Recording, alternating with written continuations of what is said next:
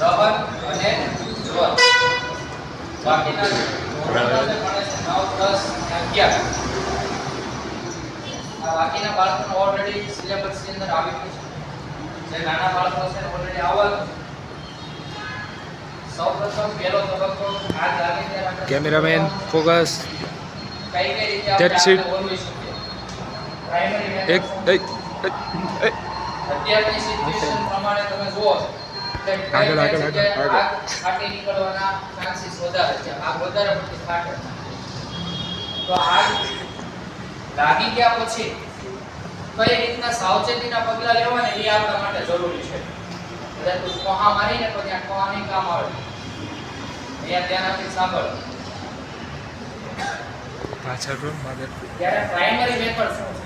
કોઈ પણ પ્રકારે લાગેલી આગ હોય એટલે એક વસ્તુ હંમેશા થાય, ધુમાડો. તો આ ધુમાડાથી બચવા આપણે શું કરવાનું? બધા પાસે રૂમાલ હોય, હાથ રૂમાલ, અને પાણીની બોટલ હોય તો આ રૂમાલને પાણીવાળો કરી નાખવાનો છે ભીનો, પ્લસ એને મોઢે બાંધી દેવાનો છે. ધુમાડો એ હવા કરતા હલકો હોય એટલે વાતાવરણમાં ઉપર જ જાય. ત્યારે એવું જોયું ધુમાડો નીચે તરફ આવે છે. તો ધુમાડો ઉપર જાય તો આપણે શ્વાસ વ્યવસ્થિત લઈ શકીએ. તો આપણે કઈ બાજુ મોઢું રાખવાનું? નીચે કે ઉપર? નીચે. જમીન તરફ આપણું જેટલું મોઢું રહે એ રીતે રાખવાનું. પ્રાઇમરી મેથડ પહેલી બચવાની. સૌથી વધારે માણસો આગને કારણે નથી મરતા પણ ડુંગળાઈને મરે છે. આગની ઝપેટમાં આવી નથી મરતા, ડુંગળાઈને મરે છે. તેનો પહેલો કિસ્સો કેમેરામેન ફોકસ આગનો બચવા માટેનો એક આ. કેમેરામેન બીજો કે આપણી પાસે બધા ઉપકરણો છે છતાં પણ આપણે એનો કોઈ ઉપયોગ નથી કરી શકતા. દર વર્ષે આપણે આ મેથડ સમજાવીએ છીએ. આજ મેં નવો વાત બોલાવી પૂછું તો પાણી હતું. એટલે આ વસ્તુ યાદ રાખો. આનાથી આપણને ઘણા બધા બેનિફિટ્સ છે. તો આગ લાગે છે, આપણી પાસે ઉપકરણો છે એને બુઝાવવાના. તો એમાં આપણી પાસે બે પ્રકારની બોટલ છે. નાની બોટલ છે ને મોટી બોટલ છે. તો આ મોટી બોટલ છે ને એ CO2 ની બોટલ છે. CO2 એટલે કાર્બન ડાયોક્સાઇડ. 9મા ધોરણની અંદર ચેપ્ટર આવે છે, સાયન્સ સેકન્ડ ચેપ્ટર. એમાં આવે છે કે આ કાર્બન ડાયોક્સાઇડની બોટલ છે. પીછે પીછે પીછે થોડા और હવે એને એટલા ઊંચા દબાણે ભરવો કે એનું જે રૂપાંતરણ છે એ શેમાંથી જે વાયુમાં સીધું ઘનમાં. હવે એમાંથી સીધો પાછો બહાર આવશે. આની અંદર જે પણ કાર્બન ડાયોક્સાઇડ હશે ને એ એટલો ઠંડો હશે કે જો કોઈના હૃદય પર આવે ને તો ત્યાંનું રુધિર જામી જાય, માણસનું મૃત્યુ થાય. તો આ બોટલ વાપરવાની પણ સાવચેતી રાખવાની. આગ લાગે છે, અલાર્મ વાગે છે એટલે ભાગદોડ મચાવવાની નથી. સૌથી પહેલા એ જાણવાનું છે કે તમને કોઈ ગાઈડર છે કે નહીં. તમને કોઈ ગાઈડ કરવા વ્યક્તિ ત્યાં છે? જો હોય એ ગાઈડ કરે છે એ પ્રમાણે તમે ફોલો કરો. ઊંધી દિશામાં નહીં ભાગો. જ્યાં આગ લાગી છે એ દિશામાં નથી ભાગવાનું, એથી વિરુદ્ધ દિશામાં. ધારો કે આપણી શાળામાં આગ લાગે તો આપણો બચવા માટેનો સૌથી મોટો અસેમ્બલી પોઈન્ટ કયો છે? આ ટેરેસ. આ આપણો અસેમ્બલી પોઈન્ટ છે. જ્યારે પણ આવી સિચ્યુએશન આવે ત્યારે અસેમ્બલી પોઈન્ટમાં અહીં આવી જવાનું. પ્લસ ઇમરજન્સી એક્ઝિટ છે. ધારો કે આ સાઈડ મોટું કરીને ઊભો હોય તો આ રાઈટ સાઈડ થાય. આ બાજુ આગ લાગી હોય તો લેફ્ટ સાઈડ ઉપરથી પણ આપણે નિશાની મૂકેલી છે, સીડી છે. ત્યાંથી ડાઉન જવાનું છે, નીચે જવાનું છે. જો આ બાજુ લાગી હોય તો રેગ્યુલર આ બાજુથી તમે ચડો તો ત્યાં કરો. આ ઇમરજન્સી એક્ઝિટ. પ્લસ આગ લાગે છે, જો નાની આગ હોય, તમારી આજુબાજુમાં આગ લાગેલી તમને દેખાય છે તો આપણે આ બોટલ દ્વારા પણ હોલવી શકીએ.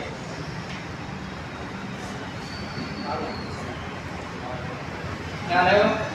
આની અંદર બે બોટલ છે, જે કાર્બન ડાયોક્સાઇડ બોટલ છે અને એક કાર્બન ડાયોક્સાઇડ અને એક એબીસ છે.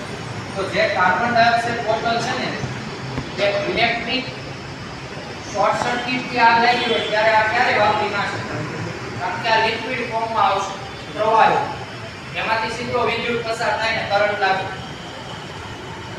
પ્લસ પેટ્રોલ દ્વારા આગ લાગે ત્યારે પણ આનો યુઝ ના કરાય. આ ફેલાય એમાં આગ ફેલાય.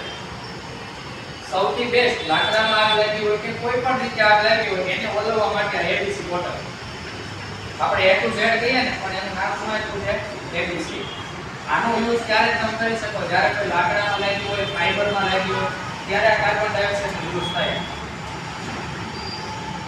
ત્યારે એવો બધાને સૌથી પહેલું શું કરવાનું છે? મોઢે રૂમાલ બાંધીને ક્યાં રહેવાનું છે? ડાઉન. એટલે શ્વાસ આપણને પૂરતો ઓક્સિજન મળી રહે. જેટલો ઓક્સિજન મળશે એટલો બેનિફિટ થશે. કેમેરામેન આનું રિઝલ્ટ સૌથી પહેલું કે આગ લાગે છે તો આગ લાગવા માટેના 3 પરિબળો છે આગ માટે. સૌથી પહેલું શું આવે? એનું જ્વલન બિંદુ. એને જ્વલન બિંદુ સુધી પદાર્થ પહોંચે ત્યારે સળગી શકે, બાકી સળગી શકે નહીં. લાકડાનું ઝાડ ક્યારે આમ સળગે? ક્યારે સળગે? જ્યારે એને આપણે જીવાત આપીએ ત્યારે, કેરોસીન નાખીએ ત્યારે. મતલબ એને જ્વલન બિંદુ સુધી લઈ જાવ ત્યારે એમાં આગ લાગે. બીજું જ્વલન બિંદુ એ મળી ગયું પણ અંદર જથ્થો જ નથી, લાકડું જ નથી, તો આગ ચાલુ રહી કે બંધ થઈ જાય? લાકડાનો જથ્થો ફૂટી જાય પછી આગ ચાલુ રહી કે બંધ થઈ જાય? એનો મતલબ કે બીજું એને શું જરૂરી છે? એનો જથ્થો. ત્રીજું સૌથી મહત્વનું આગ લાગવા માટેનું પરિબળ છે ઓક્સિજન. એનો મતલબ કે જેટલી પણ આગ લાગે તો તમે ક્યારે એનો જથ્થો નથી પૂરો કરી શકવાનો, જ્વલન બિંદુ નથી ઘટાડી શકવાનો. આપણે એનો એક જ વસ્તુનો ઉપાય કરવાનો, એનો ઓક્સિજન સાથેનો સંપર્ક તોડવાનો. અને ઓક્સિજન સાથેના સંપર્ક તોડવા માટે અહીંયા બોટલ. તમને એવું થાય કે હવે આગ વધારે લાગી ગઈ છે, એક આરે 15 20 25 માં આગ લાગેલી છે, તો આ બોટલથી કામ ન થાય. તો આપણી પાસે પાણીના 2 પ્રકારના પાઇપ છે, એક નાનો પાઇપ છે અને એક મોટો પાઇપ છે. એ તો ના જે જાડો પાઇપ છે એ નીચેથી લઈ અને આપણા ટેરેસ કરતા 12 ફૂટ ઉપર જઈને એવડો આપણી પાસે પાઇપ અવેલેબલ છે. એનાથી પણ કામ ચાલે. હમણાં મેં વાત કરી 15 25 માં આગ લાગી હોય તો નાની જે પાઇપલાઇન છે એનાથી આપણે આગ ઉડાડી શકીએ. નીચે આપણે જે કોર્નર પડે છે એમાં 2 પ્રકારની પાઇપલાઇન છે, બંનેનું ટેસ્ટિંગ આપણું ઓલરેડી છે સક્સેસ. એટલે આ સૌપ્રથમ આપણે પ્રાઇમરી મેથડથી કેમ બચીશું? ક્લાસરૂમમાં ટીચર્સ અવેલેબલ ના હોય, આપણે અવેલેબલ હોય ને આગ લાગી હોય તો બોટલથી કેમ બનવી શકાય એ આપણે આજે જોવાનું છે. રેડી? આપણે આગ લગાડીએ તો પછી આપણે આગને બુઝાવશું. અત્યારે આગ લાગી નથી, આગ લગાડવાની છે. ભાઈ ટર્મેન્ટાઇન ઉડી ગયું. જા.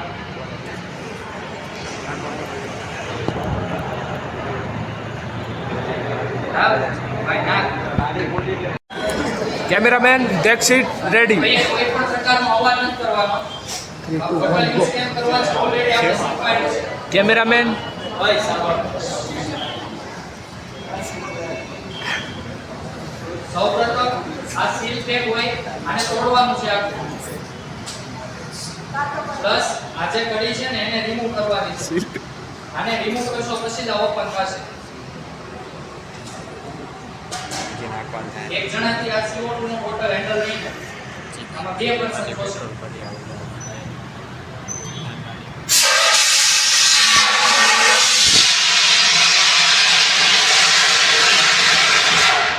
તરત ઓક્સિજન સાથેનો સંપર્ક તોડાય કાર્બન ડાયોક્સાઇડ અને આગ બુઝાઈ જાય. ભાઈ આને હવે ક્યાં એક